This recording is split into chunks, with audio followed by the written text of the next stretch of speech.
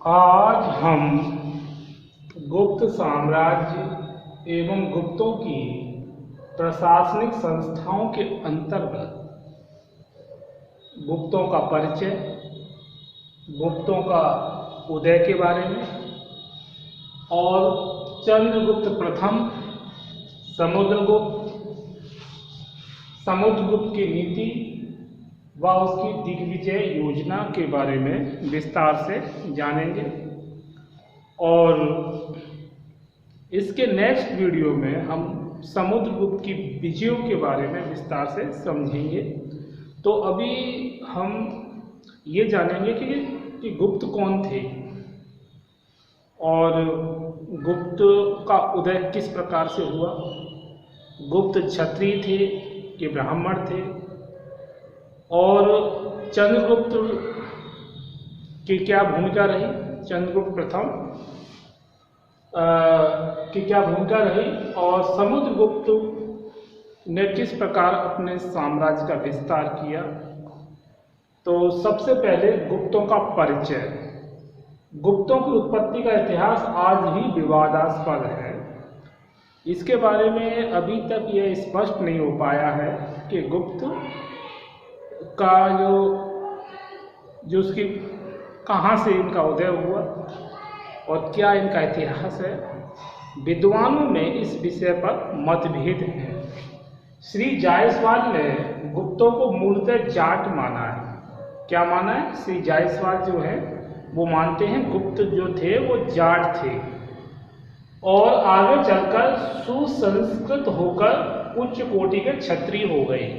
तो जायसवाल का कहना है कि वो पहले जाट थे और बाद में वो सुसंस्कृत होकर वो उच्च कोटि के क्षत्रिय बन जाते हैं।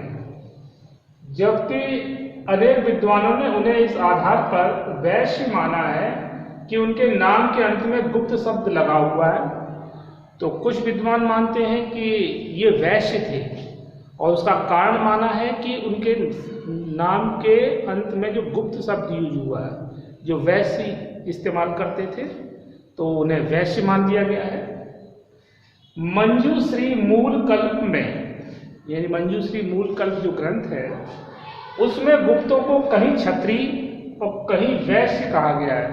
कहीं तो उनको क्षत्रिय बता दिया गया है और कहीं पर उनको वैश्य वर्ग का बता दिया गया है। मंजूश्री मूलकल्प जो कि एक महत्वपूर्ण ग्रंथ है जो ऐतिहासिक घटनाओं के बारे में विस्तृत जानकारी प्रस्तुत करता है। तो कहीं पर वो क्षत्रिय और कहीं वैश्य, तो यहाँ पे भी विवाद बना हुआ है कि वो क्षत्रिय थे या वैश्य थे। संभव है कि गुप्त प्रारंभ से वैश्य रहे होंगे और बाद में वे क्षत्रिय हो गए। तो कुछ ये भी कयास लगाए जा रहे हैं कि वो पहले वैश्य थे, बाद में वो अपने युद्ध कला कौशल के कारण वो क्षत्रिय कहलाए, ऐसा भी बताया जाता है। गुप्त सम्राट अपने को चंद्रवंशी क्षत्रिय मानते थे। तो अधिकतर गुप्त सम्राट अपने को चंद्रवंशी यानी सूर्यवंशी और चंद्रवंशी, तो इन्होंने अपने आप को चंद्रवंशी क्षत्रिय माना है। लिच्छवियों तथा बापटकों से उन्होंने वैवाहिक संबंध स्थापित किए थे, अतः गुप्त निश्चय ही क्षत्रिय थे। तो गुप्तों का ये भी देखने को मिलता है कि इन्होंने लिच्छवी और बाकाटकों से भी वैवाहिक संबंध स्थापित किए अपनी स्थिति को मजबूत करने के लिए, क्योंकि इनको गुप्त सम्राटों को पता था कि वैवाहिक संबंध के माध्यम से भी अपनी स्थिति को मजबूत किया जा सकता है और विपरीत दिशा को अपने पक्ष में मोड़ा जा सकता है। तो ये इनकी दूरदर्शिता थी और इनके वैवाहिक संबंधों से भी ये निष्कर्ष निकलता है कि ये क्षत्रिय थे।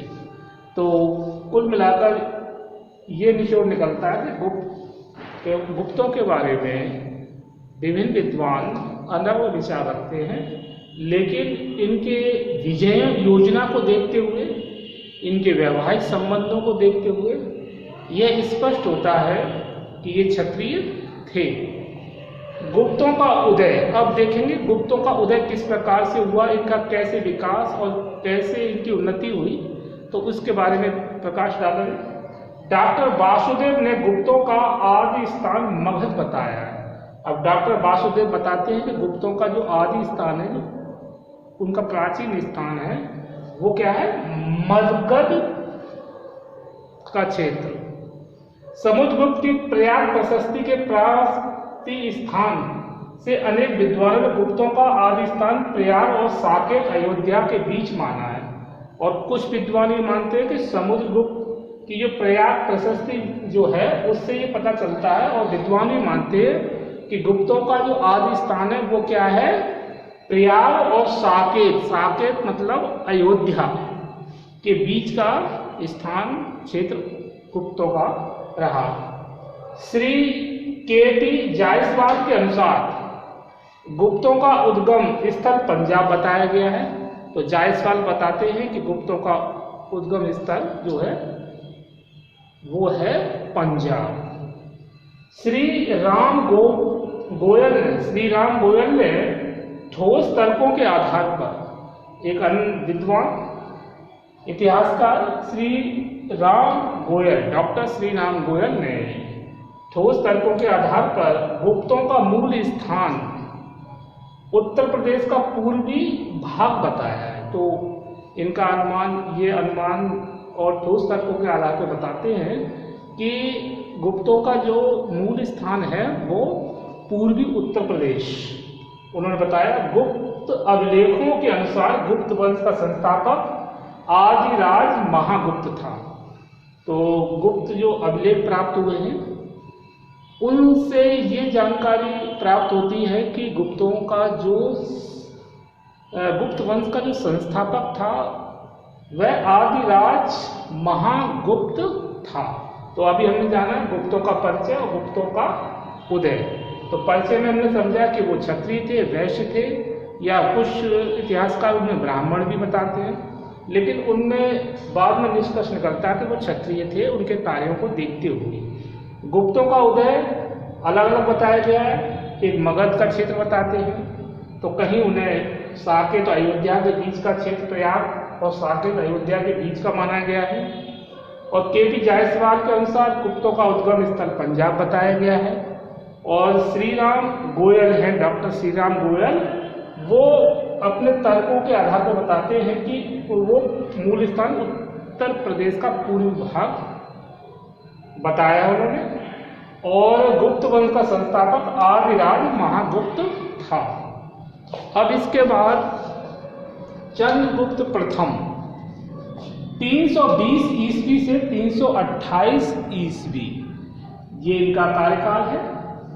गुप्त वंश का प्रभावशाली तथा प्रथम स्वतंत्र राजा घटोत्कच का पुत्र व उत्तराधिकारी चंद्रगुप्त प्रथम था। तो चंद्रगुप्त प्रथम किसका पुत्र था? घटोत्कच का। और ये एक तरह से काफी योग्य शासक।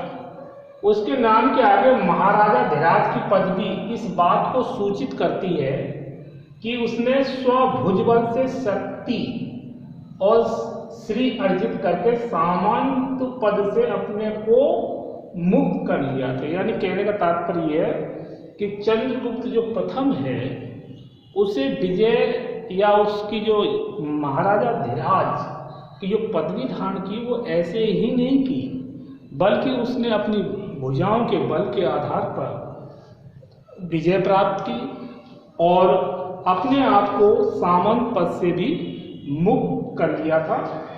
चंद्रगुप्त प्रथम ने अपनी राज्य की सीमा का विस्तार गंगा तथा यमुना के संगम तक कर लिया था। तो उसकी राज्य की जो सीमाएं थी वो उसकी एक सैनिक कला कौशल के आधार पर कहाँ तक हो गई थी?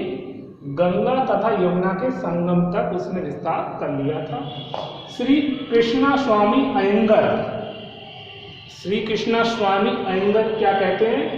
इन्होंने अपनी पुस्तक स्टडीज इन गुप्त हिस्ट्री, श्री कृष्णा स्वामी की जो प्रसिद्ध पुस्तक है जो गुप्त साम्राज्य के बारे में महत्वपूर्ण जानकारी देती है, उस जो पुस्तक का नाम है स्टडीज इन गुप्त हिस्ट्री में लिखा है कि लिच्छवी राजकुमारी कुमार देवी के पश्चात वैशाली भी गुप्तों के राज्य के अंतर्गत आ गया था। तो लिच्छवी राजकुमारी कुमार देवी के पश्चात वैशाली भी गुप्तों के राज्य के अंतर्गत आ गया था। तो इस प्रकार से उन्होंने वैवाहिक संबंधों के द्वारा कुछ अपनी सैनिक शक्ति के आधार पर अपने क्षेत्र विस्तार किया, अपने साम्राज्य को बढ़ाया।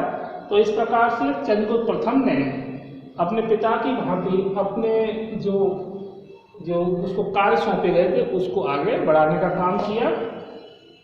इसके बाद है समुद्रगुप्त। समुद्रगुप्त 328 ईस्वी से 375 ईस्वी। तो समुद्रगुप्त जो कि जिसने काफ़ी अपनी विजयों के कारण ये प्रसिद्ध है। इसे संगीत का भी शौक था। इसको अपनी इसके सिक्कों पर इसे वीणा बजाते हुए दिखाया गया है।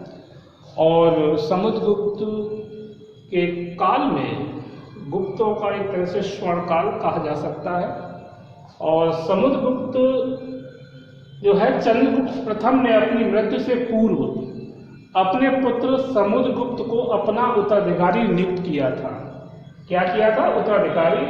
जब इसको उत्तराधिकारी नियुक्त किया गया तो और भी जो चंद्रगुप्त के पुत्र थे तो इससे एक तरह से आश्चर्य, इनके भाई बंधुओं को आश्चर्य हुआ कि किस प्रकार से उसको एक तरह से उत्तराधिकारी चुन लिया गया है। जबकि इसको उत्तराधिकारी चुनने का कारण ये था कि उसकी योग्यता के आधार पर। और समुद्रगुप्त को जब उत्तराधिकारी चुन लिया गया या नियुक्त किया गया तो समुद्रगुप्त के जो भाई बंधु थे उससे ईर्ष्या करने लग जाते हैं, जो एक स्वाभाविक ही था। समुद्रगुप्त का पहले नाम संभवतः कच्छ था। क्या था? समुद्रगुप्त का पहले नाम जो था वो कच्छ। डॉक्टर फ्लीट और एलन का मत है, मतलब डॉक्टर फ्लीट और एलन जो विद्वान हैं वो ये बताते हैं कि संभवतः कच्छ समुद्रगुप्त का ही मूल नाम था। तो यहाँ पर मोहर लगाते हैं डॉक्टर फ्लीट और एलन, ये कहते हैं कि संभवतः कच्छ समुद्रगुप्त का ही मूल नाम था। इसके बाद देखते हैं समुद्रगुप्त की नीति। तो नीति क्या है? और समुद्रगुप्त की नीति में एक तो दिग्विजय की नीति रही। समुद्रगुप्त की नीति दिग्विजय और भारत का राजनीतिक एकीकरण की थी। मतलब एक बहुत बड़ी योजना थी। समुद्रगुप्त ये चाहता था कि उसका साम्राज्य अधिक से अधिक क्षेत्र में फैले और उसकी यश पताका मतलब फहराए चारों तरफ। और वह भारत का राजनीतिक एकीकरण चाहता था। डॉक्टर राजबली पांडे ने लिखा है कि उसने अशोक की शांतिवादी नीति और धर्म विजय की अवहेलना करते हुए उसी के स्तंभ पर अपने साम्राज्यवादी आदर्श और दिग्विजय की प्रशस्ति अंकित करवाई। तो डॉक्टर राजबली पांडे जो ये बताती हैं कि उसने अशोक की शांतिवादी नीति, यानी वो अशोक की शांतिवादी नीति से भी प्रभावित था और धर्म विजय की अवहेलना करते हुए उसी के स्तंभ पर अपने साम्राज्य आदर्श और दिग्विजय की प्रशस्ति अंकित करवाई। तो लेकिन अशोक ने बाद में तो बौद्ध धर्म के प्रभाव में आकर हिंसा का रास्ता छोड़ दिया था और अहिंसा की नीति अपना ली थी। लेकिन समुद्रगुप्त ने ऐसा नहीं किया और समुद्रगुप्त ने शांतिवादी नीति और धर्म विजय की अवहेलना करते हुए, उसका कहने का तात्पर्य ये था कि समुद्रगुप्त का मानना था कि एक राजा के लिए अहिंसा की नीति इतनी शोभनीय नहीं है, क्योंकि एक राजा के ऊपर एक राज्य की जिम्मेदारी होती है और अगर राजा ही अहिंसावादी हो जाएगा तो उसके शत्रु उस पर हावी हो जाएंगे और इस तरह राज्य ज़्यादा समय तक सुरक्षित नहीं रह सकता है। अतः समुद्रगुप्त ने अपनी साम्राज्यवादी आदर्श और दिग्विजय की प्रशस्ति अंकित कराई, मतलब अपनी विजय योजना को जारी रखा। दिग्विजय योजना। समुद्रगुप्त की प्रयाग प्रशस्ति में उसकी विजय यात्रा का संपूर्ण विवरण लिपिबद्ध है, मतलब लिखा गया है कि कहाँ कहाँ समुद्रगुप्त ने अपनी विजय पताका फहराई। प्रयाग प्रशस्ति से इस बात की स्पष्ट जानकारी प्राप्त होती है। प्रयाग प्रशस्ति का लेखक जो कौन था? हरिसेन। समुद्रगुप्त का सेनानायक भी था और एक तरह से अच्छा एक लेखक भी।